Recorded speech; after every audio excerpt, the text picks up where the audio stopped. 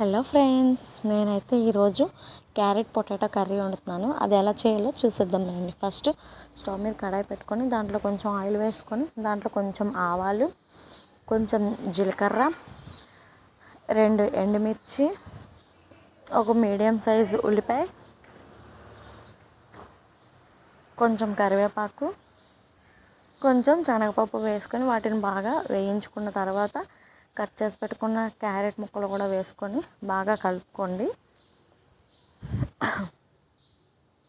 బాగా కలుపుకున్న తర్వాత దీంట్లోనే టేస్ట్ తగ్గట్టు సాల్ట్ వేసుకొని మూత పెట్టి బాగా మగ్గించండి. మళ్ళీ మూత తీసి ఒకసారి కలుపుకోండి.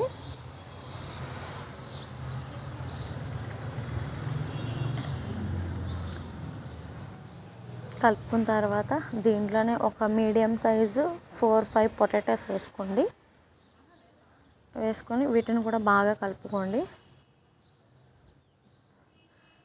ఇదంతా వాటర్ వేయకుండా ఓన్లీ ఆయిల్లోనే మగ్గించుకోవాలి ఈ కర్రీని.